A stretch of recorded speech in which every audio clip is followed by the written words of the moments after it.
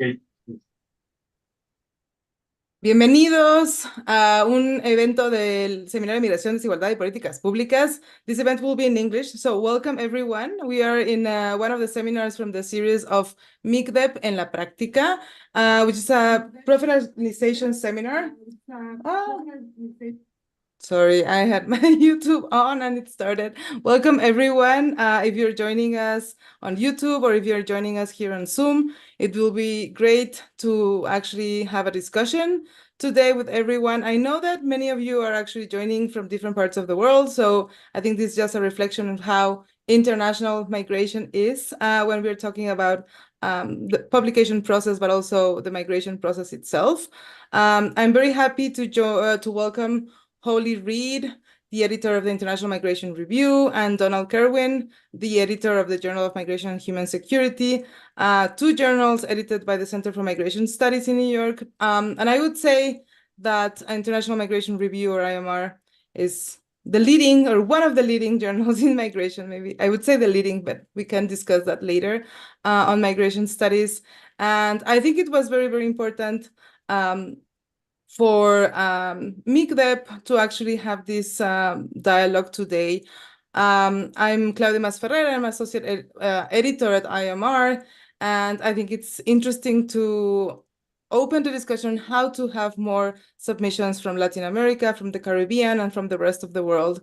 As I say, international migration is as international as it can be. So let's start the discussion. Holly Reed is a professor of sociology at Queens College in City University of New York. And she also serves as the doctoral faculty at the CUNY Graduate Center and the faculty of the CUNY Graduate School of Public Health and Health Policy. She's a faculty associate for the CUNY Institute of Demographic Research. So as you can see, her research interests are very interdisciplinary, focusing on health, demography, migration, health transitions, refugee and forced migration. She has done work in Sub-Saharan Africa and the United States. She's, as I said, the editor-in-chief of IMR, and she holds a PhD in sociology from Brown University, an MA in demography, a Bachelor in Science in Foreign Service, and I think that is a reflection of how we can come to migration studies from different areas. So welcome, Holly. Thank you. Thanks, Claudia. I just thought I'd start with a few introductory slides to introduce the journal. If you're not familiar with IMR, let me share my screen here. I've been the editor on the journal for about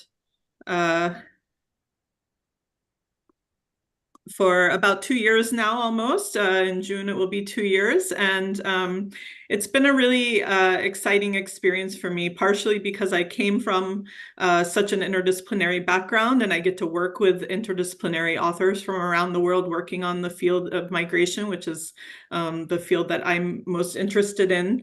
And all of my research has some interconnection with the issue of migration. And it's been a pleasure also to work with Claudia and the other associate editors, without whom I could not do my job, because it is an extremely large journal. And we're actually really excited to be celebrating the 60th anniversary of our journal this year, which is extremely unusual, I think, for an academic journal to have such a long tenure.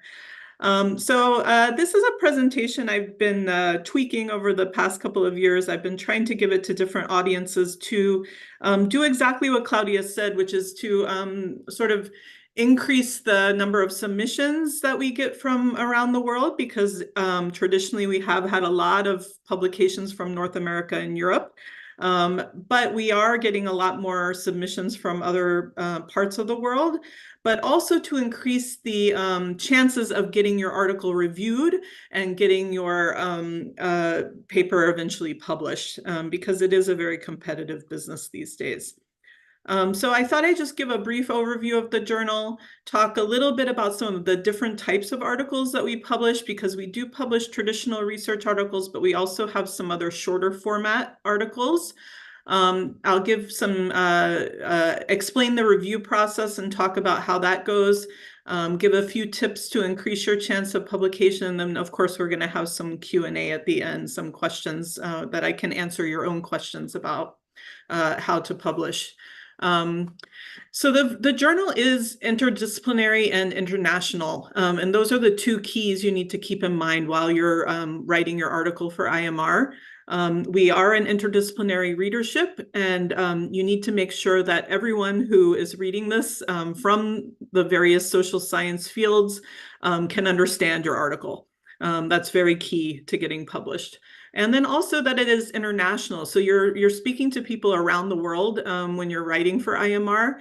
And it's very important that you keep that in mind as well, to explain not only why your particular case or country context or local context is interesting and important and relevant to the theory and the broader literature on this particular topic, but also to recognize that not everyone may be familiar with every geographic context. So to sort of explain some of that a little bit. We cover basically anything in the social sciences. We cover socio-demographic, historical, economic, political, legal, spatial, social, and cultural aspects of human migration, and that's really broad on purpose. I will say I have been getting a lot of inquiries from those writing in the humanities lately. We are not a humanities journal, even though there is some overlap with some of the social sciences and humanities.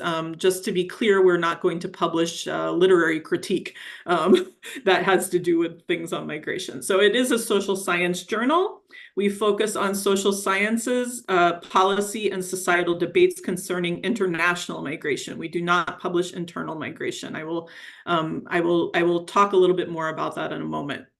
Manuscripts in the journal must expand our knowledge in new methodological, empirical, and conceptual directions. So that's really what we're looking for, is that you're pushing the envelope. The manuscripts need to be adding something new and unique to what we know about international migration. So our readership consists mainly of social scientists, but these social scientists may be in academia, but they may also be in policy arenas like government, think tanks, or NGO settings. So it's important to remember they may have a variety of disciplinary backgrounds. The readers may be coming from economics, from sociology, from anthropology, from the law, from a lot of different areas. So we need to make sure that manuscripts speak to those different people's different backgrounds and that everyone can understand them. Most papers should be research articles. We do have some exceptions, which I'll talk about in a moment. We have, as Claudia said, I think it is arguable that IMR is the top journal in the field. I'm glad that there's a growing number of migration journals, so there are other outlets now. I mean, when I was in my master's degree back many years ago, I was reading IMR articles, and there were very few other publications for those people writing on migration. So it's exciting to see that that's grown. But we do have a pretty high impact factor for an interdisciplinary journal. It's 3.8, and was the latest calculation was 2022. And we're ranked 4 out of 29 in demography, the field of demography. So our acceptance rate is pretty low. It's less than 10%. And that's because we receive such an enormous number of manuscripts every year. So we do receive over 600 manuscripts annually. These are the 3 kind of short form articles that we've introduced into the journal. They were introduced under the previous editor, Jamie Winders, and I think they've been really successful. We don't get a huge number of these, but we have gotten a steady stream of these types of articles. I'm not going to go into detail on each of them because you can find these details on our website if you're interested, but they are shorter form. Country and region reports are only 2,500 words. And they're really meant to focus in on a particular country or region and the international migration context there.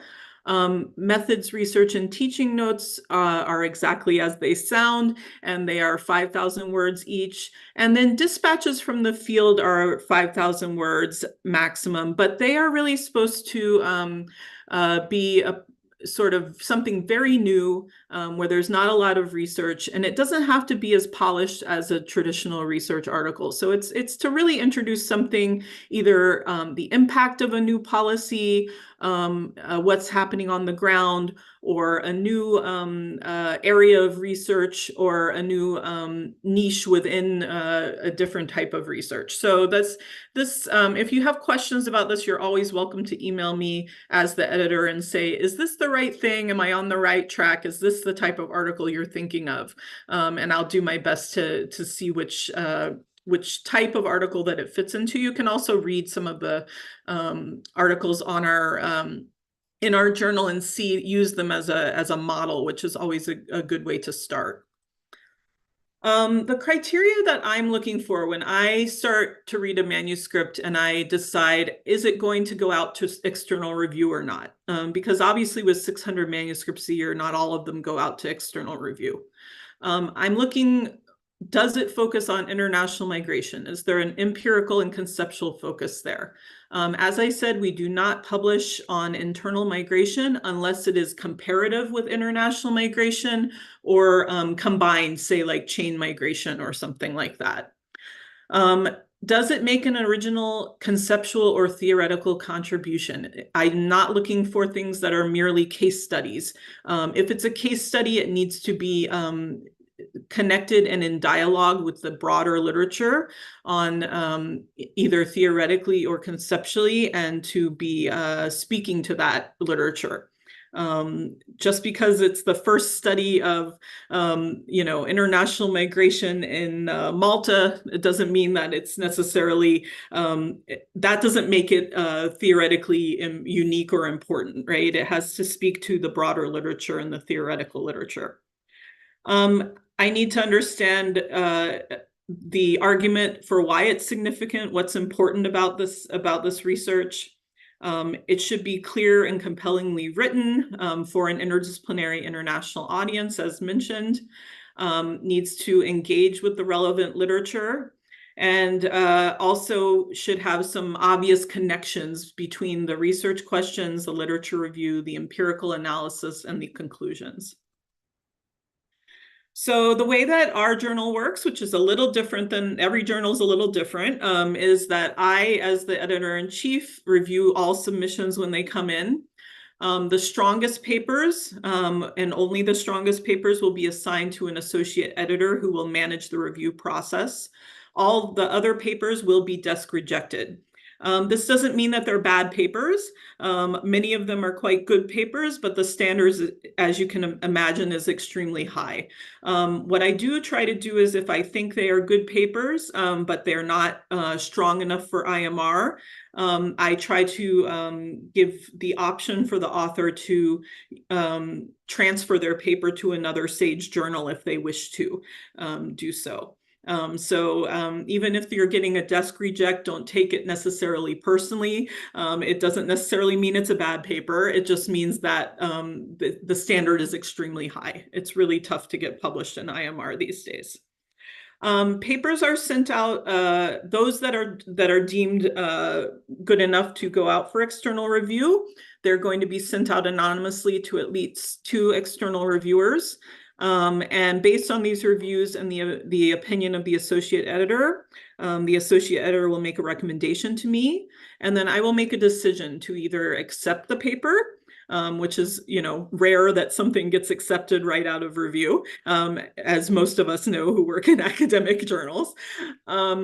Minor revisions, which would mean it doesn't need to go out for further external review. So I would take a look at the revisions that the author would do and decide whether they answered the critiques and comments.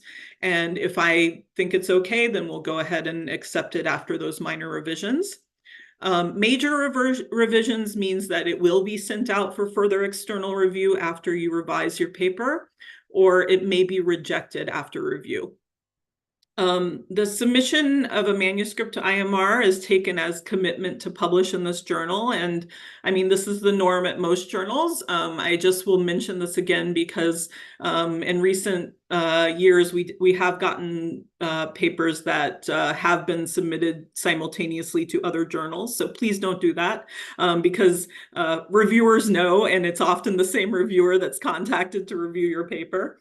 The time to first decision for those papers that are sent out for external review is usually about 5 to 6 months. And that's from the moment you submit until the time you get a decision from me.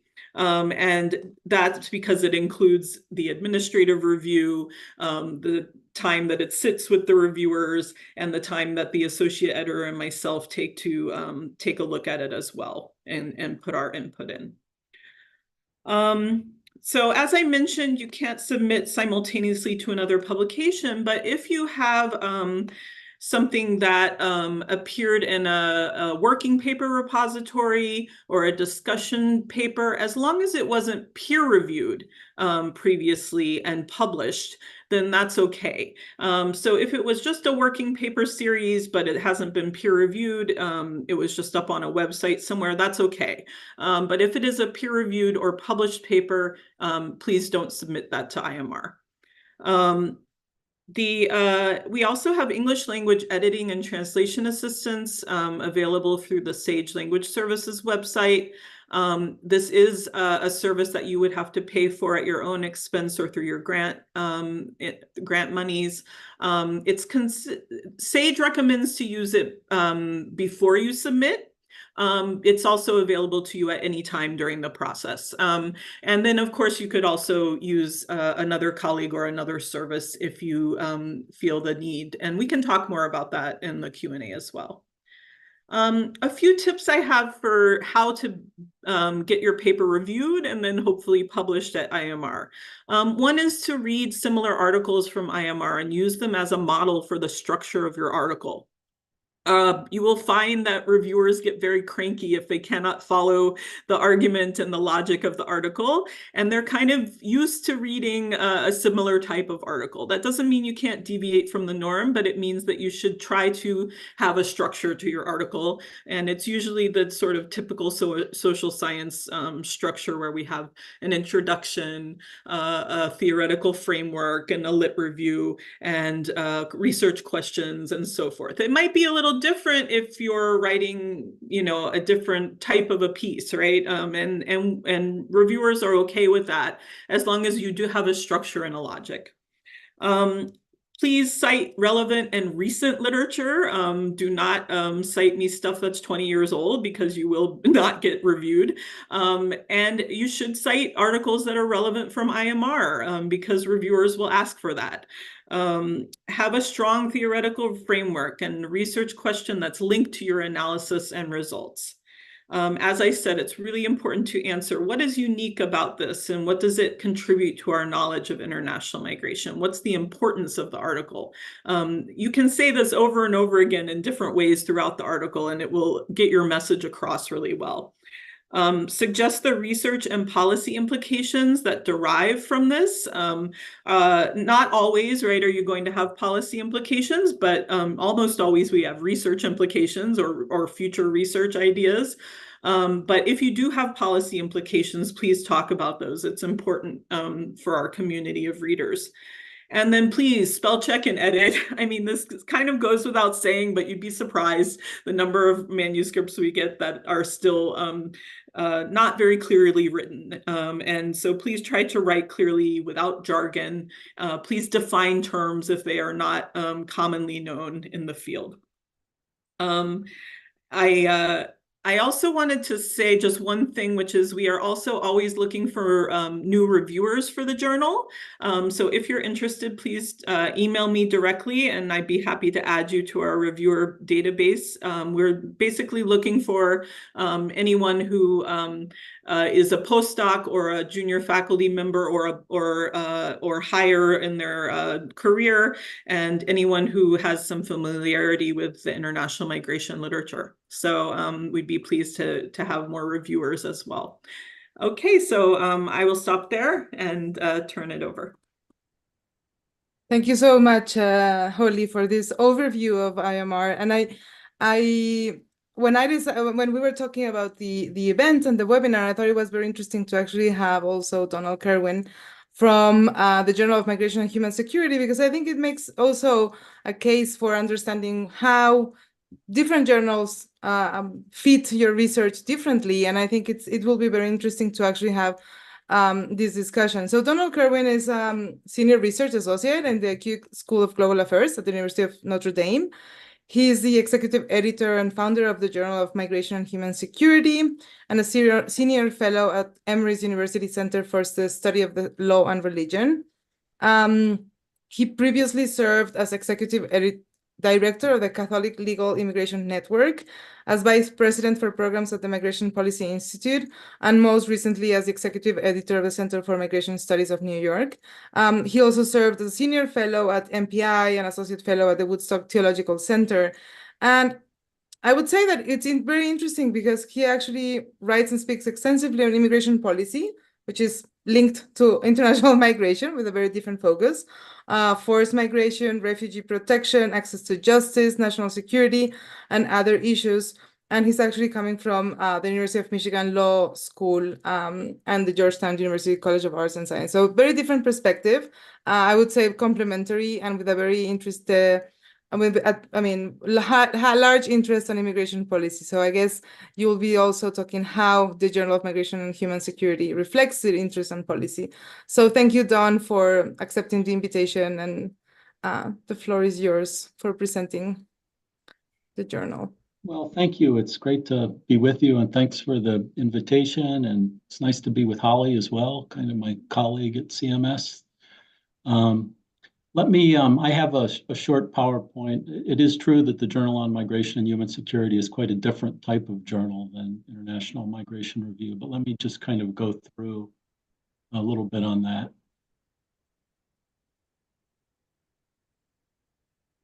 So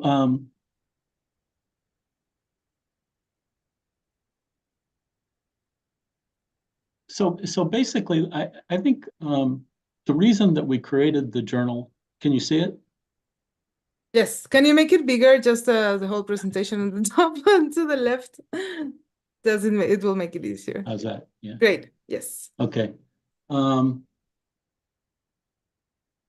Is basically because was as a complement to the International Migration Review. That was really what we were thinking. And any good institution, it seems to me, and we were kind of starting its Center for Migration Studies maybe 12, 13 years ago.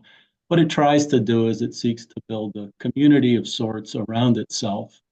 And community is a particularly great need in our field of migration for various reasons.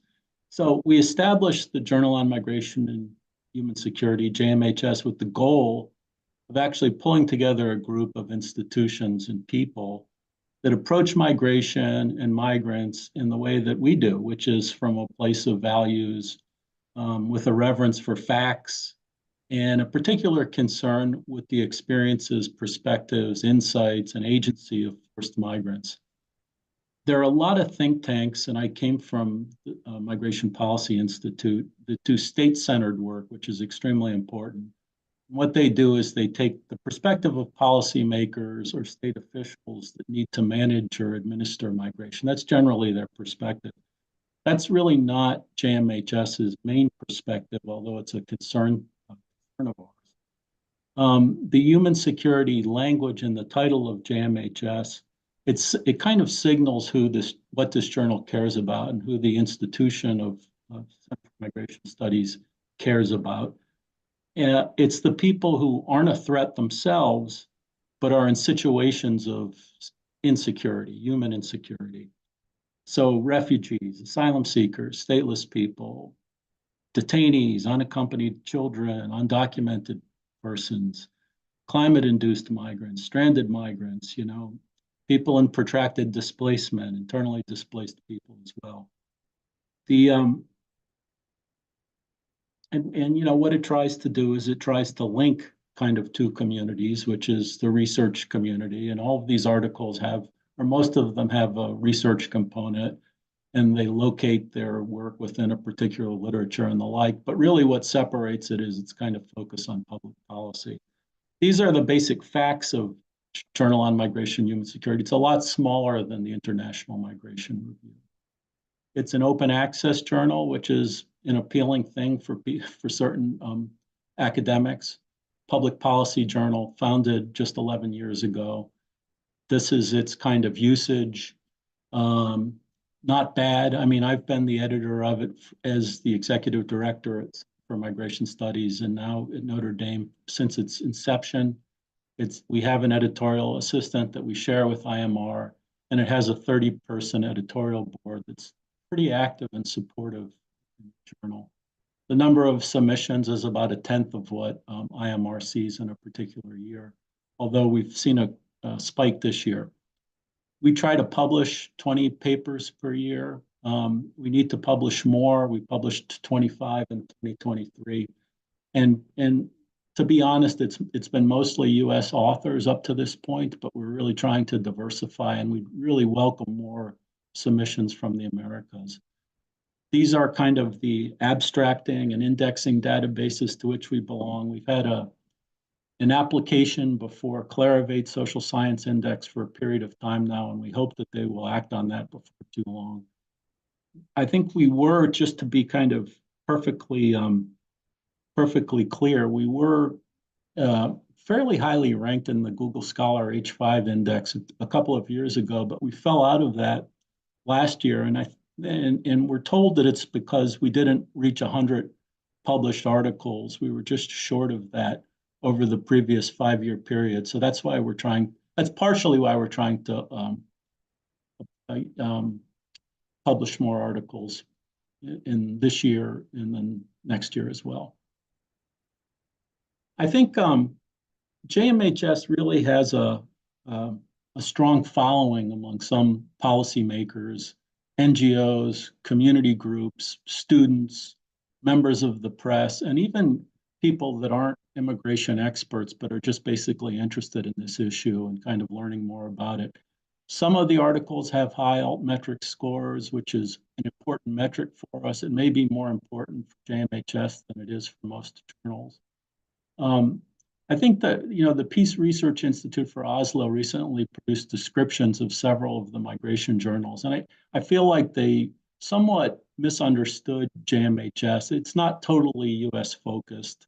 It's not unrigorous. It's not a creature of CMS or me. If anything, it's really a forum for more and diverse voices. That's the intention behind it, and for people that are really interested in kind of the public policy.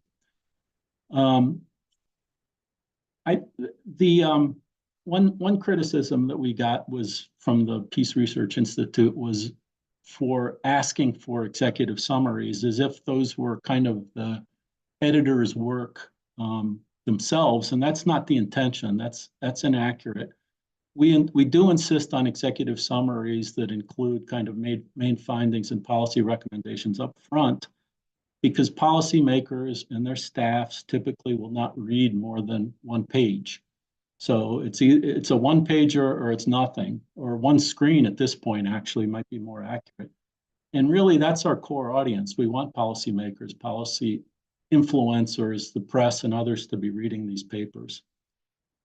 JMHS has its own robust distribution list that's almost 11,000 people right now. So it goes out to 11,000 institutions and individuals from CMS.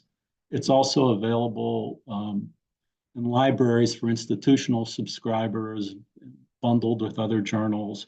I think what's a bit different, though, is that JMHS commits to promoting individual articles that are tailored to particular groups of policymakers, public officials, NGOs, the press, and others that we can think of that might be interested in the particular recommendations and analysis in an article. We do this when articles come out, but we also do it afterwards if and when they become relevant in the public debate or there's a news hook of some kind. So, rather than going through kind of the normal elements of a journal article, and which JMHS articles typically have, I wanted to distinguish us. And this is kind of about the way in which we try to advance public policy ideas that surface in these articles. So, a public policy journal, JMHS particularly values timely work. And timeliness really matters in kind of the public sphere. We also, and this is going to sound very counterintuitive, and I think it's the reason we're quite different from IMR, is we do value repetition of policy ideas and research findings. You know, and why is that? I mean, there's always a good moment for the right policy ideas, but those moments pass quite quickly, and sometimes they don't coincide with when the paper is released. And it might be important later. It might get people's attention later. In addition, it's a fact that policymakers, policy influencers, and their staffs regularly turn over, and they're often unaware of what came before them. We also value descriptive work, and you know, like I would say that's something akin to us, to human rights reporting, for example, on realities facing vulnerable migrants in a way that academic journals care about, but it's quite important to JMHS. We see JMHS as kind of a tool to organize experts, including migrants and refugees, around certain needs and issues. JMHS articles and special editions, they often arise out of CMS processes that very intentionally engage migrants, refugees, scholars, service providers, government officials, UN officials, whatever the case might be. And that methodology, if you will, brings the added advantage to us of having a community of stakeholders that understands and supports and are vested in the work and the ideas when it ultimately comes out. We like special issues because they help to organize policy work and provide like a more comprehensive treatment of populations that are concerned to the journal and to all of us. And by the end of this year, actually, we'll have published 9 special issues in 11 years, which is quite a record of accomplishment. Several of them with more of an international focus, like the special issue that we published last year on protracted displacement that Claudia and her co-authors contributed to, with a great article on protracted displacement in northern Mexico. So, I mean, I think I can stop there. The story of our publication process and our editorial process is not nearly as interesting or involved as IMR's is. I mean, I can go through that in questions and answers, but that's pretty much what I wanted to say about JMHS. And one thing about who publishes, it's an odd thing, because if you want to get tenure, you'd obviously try to publish an IMR, and it'd be a lot more difficult to get into IMR. But what we find is that we get a lot of very experienced and established scholars that do want to publish in JMHS because they don't have to care about tenure anymore, and they do care about policy. So that's an interesting kind of phenomenon that we see. Okay, let me stop there, and I'm happy to go through kind of our publishing process and other issues. Thank you very much, Don. I think it's very interesting to understand differences in the journals. I think that there are many similarities in the processes, actually. I mean, the peer review, I think, is very similar in different places. But I think it's often the case that we don't know where to send our research and where to send our paper, how to think where it fits. And sometimes I do agree that many of us are interested in policy.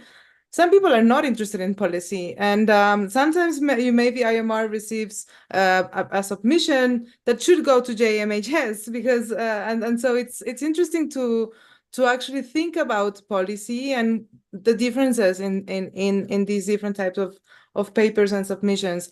I want to highlight a couple of things that you both mentioned before we start getting questions from everyone. And feel free to ask the questions in the chat in Spanish or in English. I'll bring them on, both from the Zoom and from the YouTube channel.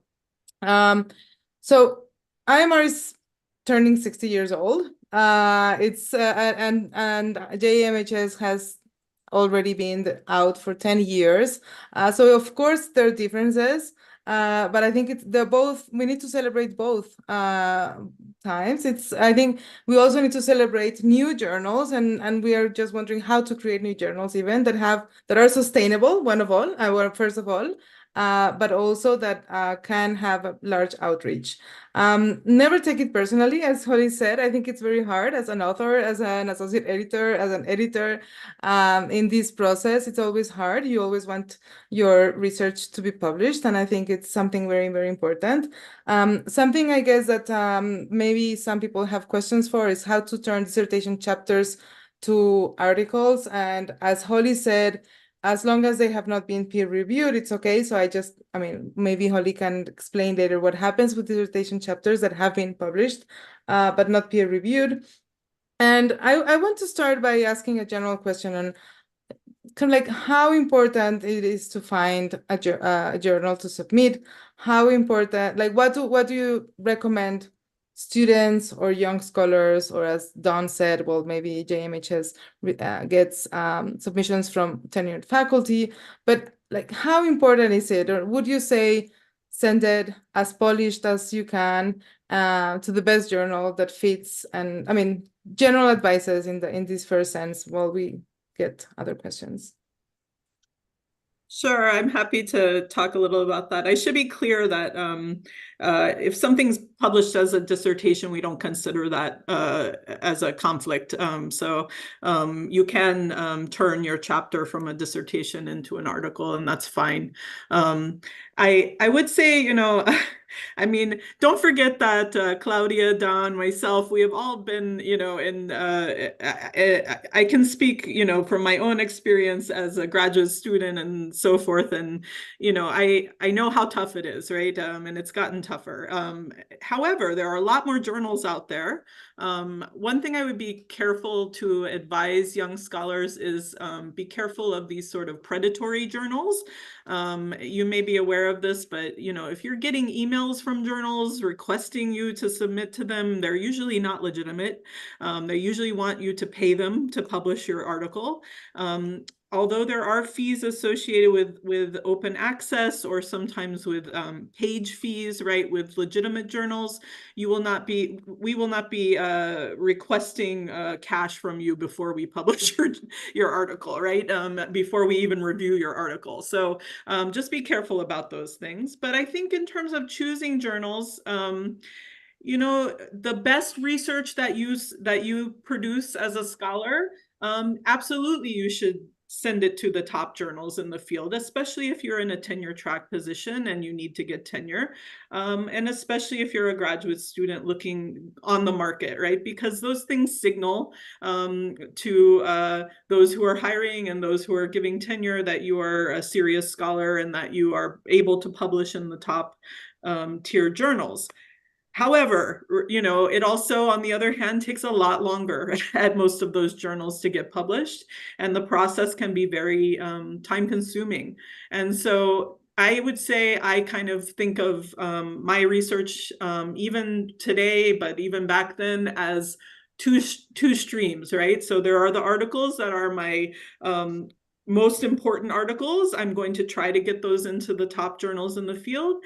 And then there are other articles that maybe have a more niche audience, or maybe are policy focused, right? And, or maybe they are not, you know, they're not going to speak perhaps to a broader audience that might be in a larger journal.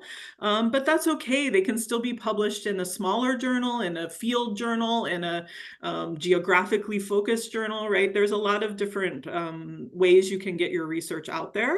And I mean, it obviously depends on where you are and what your goals are, but I think that not every journal, not every article is a top tier journal article.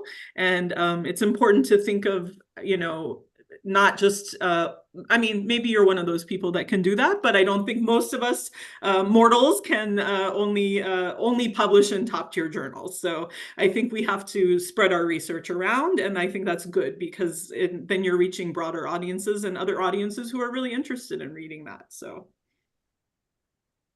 Yeah. I mean, I think that to just kind of build on that, it seems to me that it really depends on what your goal is as an author.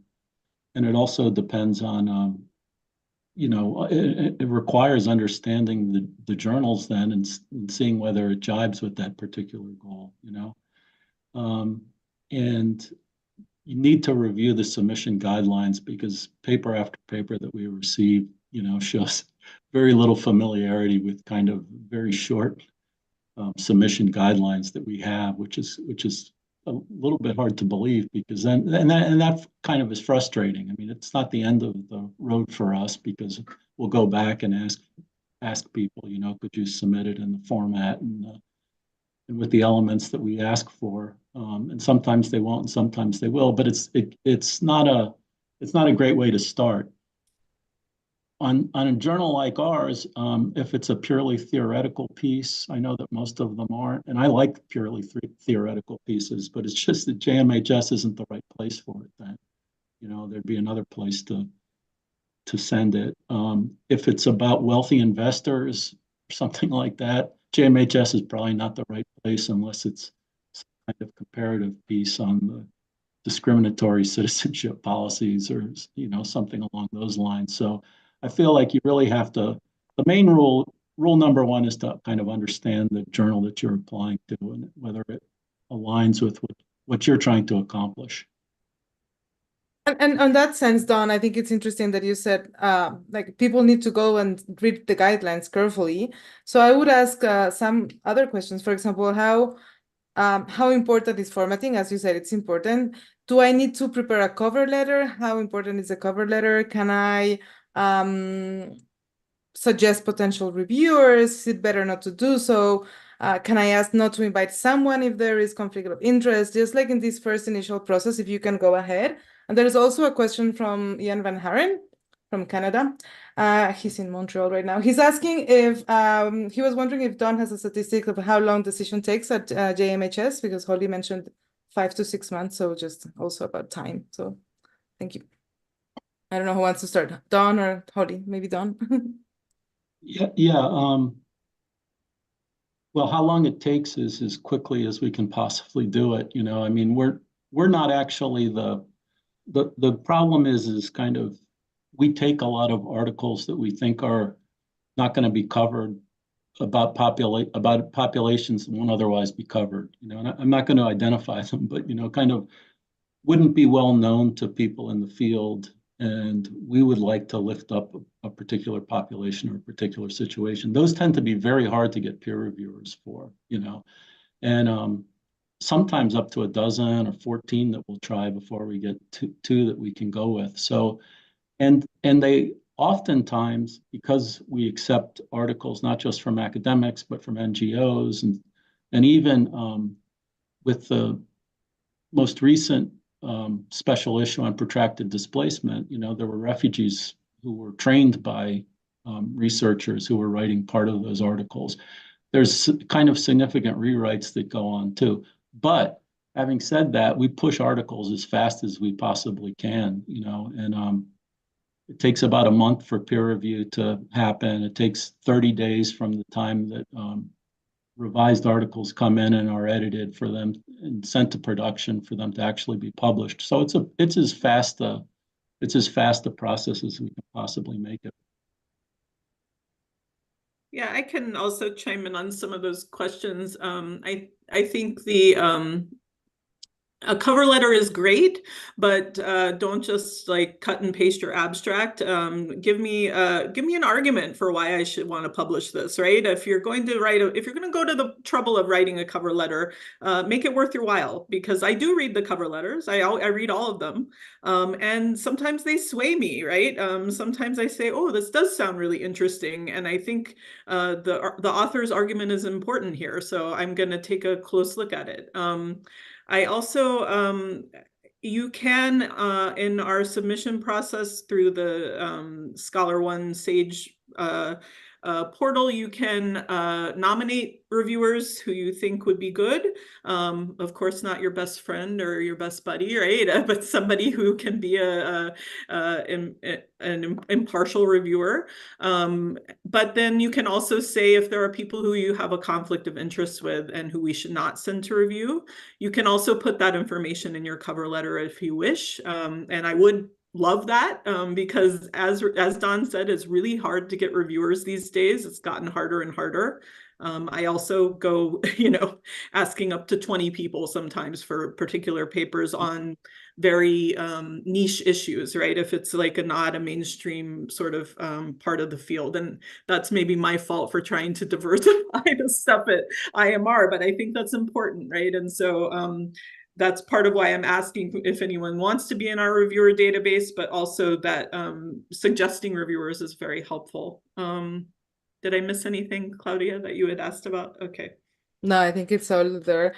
I was actually wondering, I mean, one of the reasons why we decided to organize this webinar was to invite more people from the Americas to actually prepare and submit and hopefully increase the probability of being published. But I was wondering if you have any advice in terms of language, for example, the use of copy editors, both of you, Dawn and Holly, but also just in terms of how you mentioned that IMR is an international interdisciplinary journal. So anyone reading this, any piece should be able to understand geography and historical facts. But I was wondering to what extent we actually need to go through that, and if you have any advice on how to do it and how to justify the case study that we might be looking at.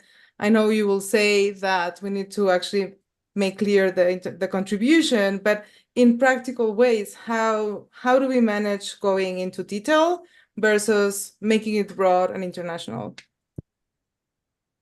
Yeah, I think this is a sort of perennial topic of discussion, right? And I mean, a lot of my earlier research was on sub-Saharan Africa, so I feel your pain. And I think it is an issue with a lot of journals that, especially, I would say, not as much in IMR, but also like mainstream journals of associations and so forth, in disciplinary journals that, tend to just publish US research constantly and not ask for any sort of context necessarily, whereas they will reject articles from, say, Africa or Latin America because they don't, they're just not familiar, right? And their editorial board is not familiar. Luckily, we have a very international editorial board and international group of associate editors. So I think you will find that, and reviewers. So I think you will find that's less the case at IMR. I'm also a very international editor-in-chief, so I try to push those things. But I also think I was just recently part of a panel, a webinar where we talked about this issue in particular through the American Sociological Association's section on sociology of development. And I don't think it's a global South issue, frankly. I think that's been framed that way. I think it's a issue with people trying to publish a case study by saying, this is new and unique because it's never been studied in this geographic area. That's not an argument. That's not a justification for IMR. Maybe it's a justification for a regional journal, but it's not for a journal like IMR. So what I'm looking to see in specific from a case study is a little bit of context. It doesn't have to be long. It could be a paragraph. It could be maybe a page out of the entire manuscript that explains the local or geographical context, but also links that to the analysis directly. And so, for example, if it's a quantitative paper and part of what you're looking at in your analysis is the form of the local government or different ethnic groups or religious groups or something like that, if these are variables in your analysis, they should be part of that context paragraph or page, right? You should be explaining to me why local politics in Mexico, for example, has an impact on, or why we should care about that in terms of international migration to the US, right? That's just a random example off the top of my head, right? I'm just saying I don't necessarily see a linkage, right? There's just sometimes you have a context that goes on for pages and it doesn't actually link to the analysis. It doesn't explain why we should care about this particular case. So that's really what I'm looking for when I'm looking at those kind of justification of cases. If I might build on that, I think we're in a different situation because we want more submissions, okay, and we want to learn. We've published a lot on U.S. immigration policy at this point, And so we would love to diversify, and we would want to diversify anyway. To the extent that we're requesting more detail on case studies, it might be because I'm an expert on U.S. immigration law, and if people come in with things that don't look right, I'm gonna show them 6 places to go to make it right and to make it more detailed and richer and kind of et cetera. So I feel like please, if you're writing in the Americas on particular situations, send it to us. We'll ask for more detail, given kind of our audience is a generalist audience, and if I don't understand a particular situation, of course I'm going to ask for more detail, because I just assume that our audience needs that detail as well. But it's not really a geographic issue. Geographically, I'd ask for more in the U.S. I'm pretty sure about that, just given my own background. I think the thing on the technical language that you asked about, it's interesting that you have to write kind of less technically for an interdisciplinary audience, but that's clearly true for JMHS, which has a big readership of policymakers, maybe not as big as we'd like, but it does, and NGOs and kind of educated people that are not even, like migration experts. So it has to be somewhat technical, but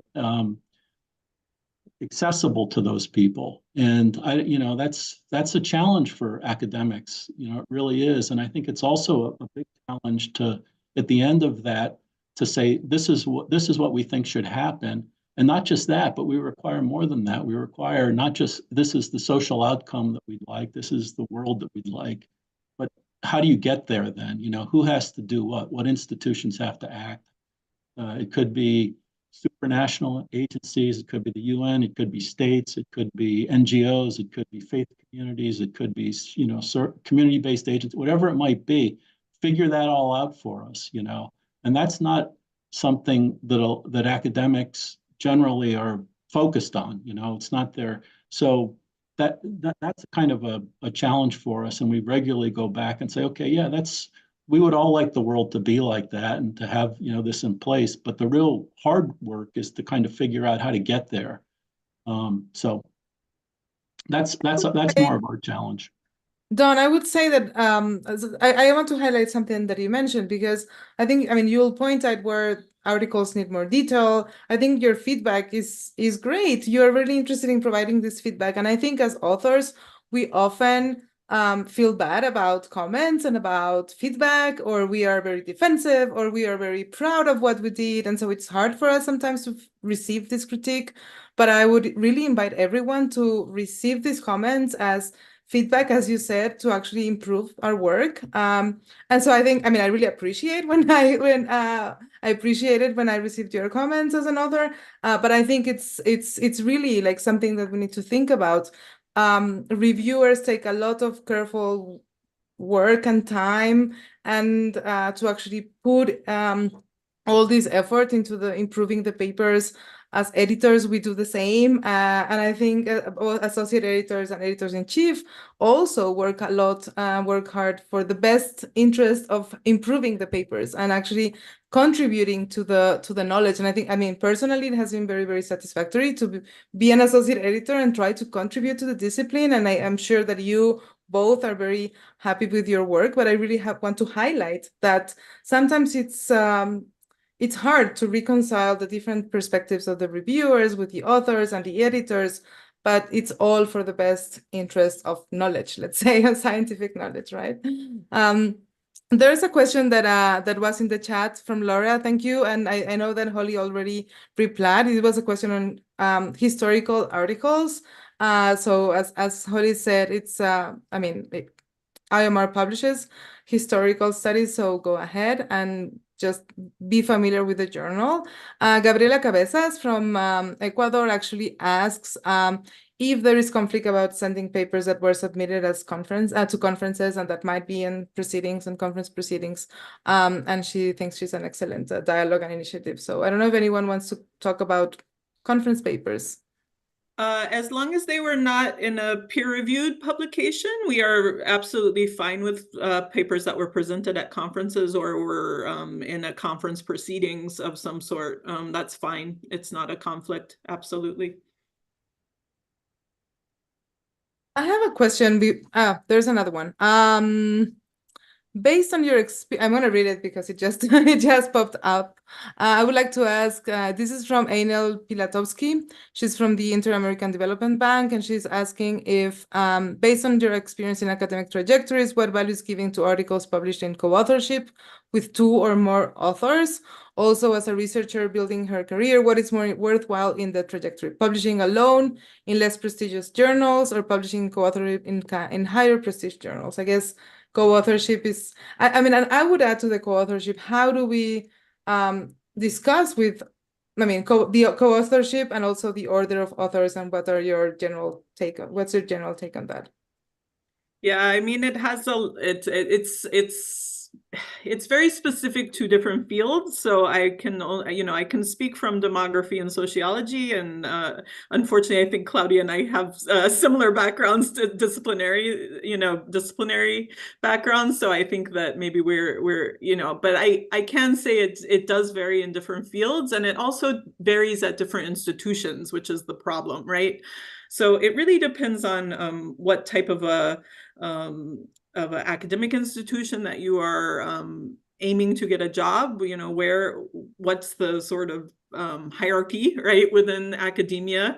But also different departments are very different in terms of how they evaluate these things, and different universities are. So in my department, for example, although we are a very strong sociology department, many of us publish in interdisciplinary journals or in non-sociology journals, and many of us co-author, and it's not seen as an issue at all.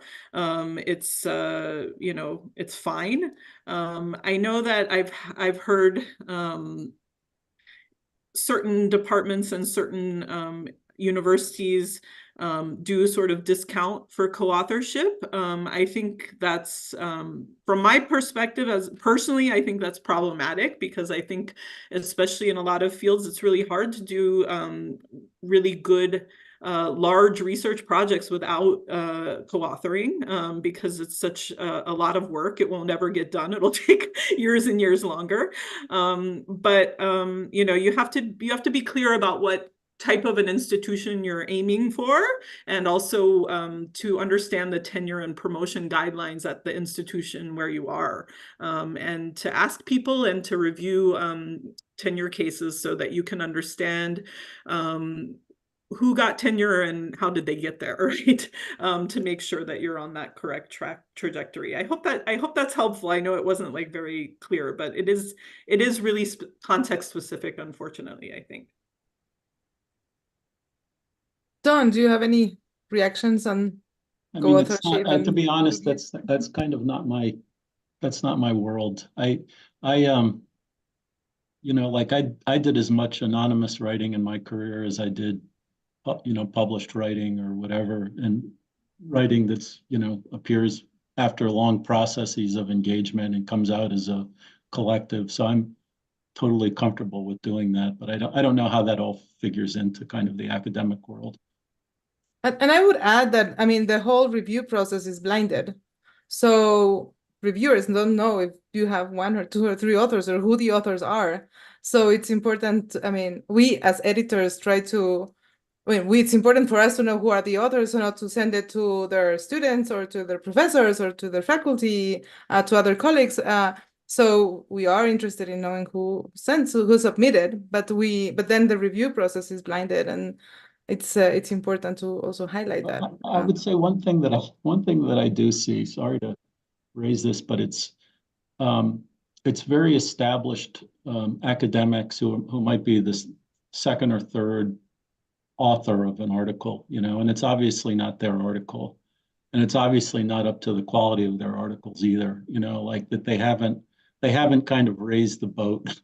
They've just signed on to it at the end of the day, and that's almost like a hard science model rather than a social science model, it seems to me. And I would encourage authors to not to do that, to send in their, the very best work that they can collectively, not to kind of sign on to something and the assurance that that's going to then get published because there's a name academic on it. Mm-hmm. So Ian Van Haren has a question for you, Don, on open access fees.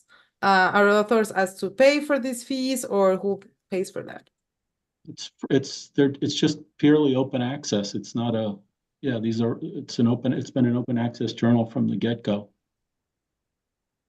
No fees from authors. No fees. No fees from authors, and I think this is definitely something important to highlight. Yeah, that's what our editorial board thinks for sure.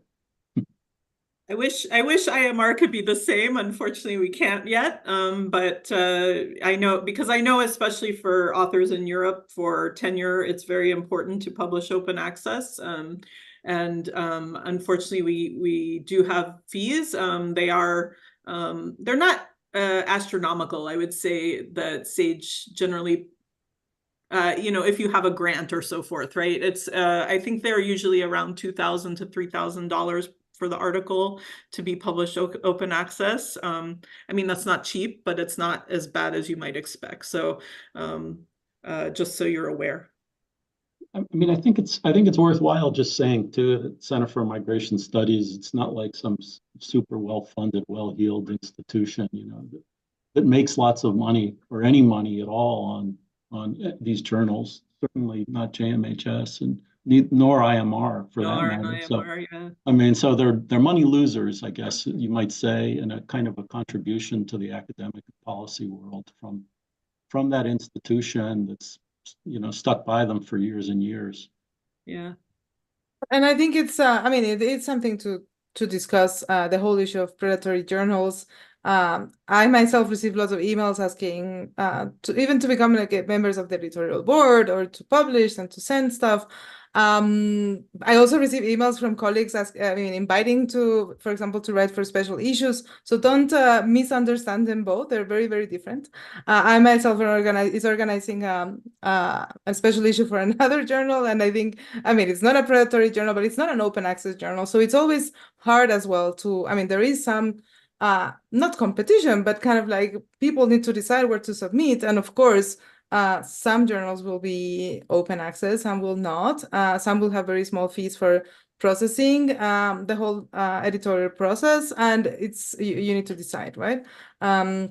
It's always interesting. It's always good to have actually different choices, and not enough. I think there are not enough outlets. We'll have to start wrapping up because we're already late in time. But I just wanted to highlight to ask anyone if there's a pressing question to actually ask it right now. We are posting the links to the websites of both journals in the chat, and it's going to be there. But I don't know if you have any other advice for researchers in the Americas to actually get in touch with IMR or JMHS or try to publish or somewhere else to do. I mean, for us, I think it's just like very simple, read the submission guidelines, and if it seems like a good fit, then submit, and we'd love to see what you have, what you're submitting, and work with you on it.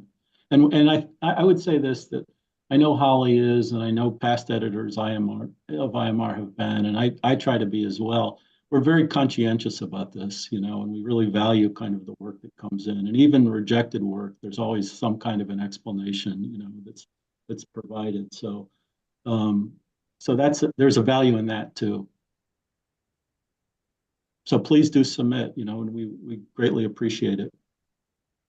Yeah, I would just echo what Don said about please do read the submission guidelines and take a look at the journal before you submit, because it might not be the best fit, right? But it might be, and if it is, then you deem that it is, please do send it. And if you have questions about the special types of shorter form articles, please get in touch with me directly. I'm happy to answer those questions. I do answer my emails, unlike some journal editors.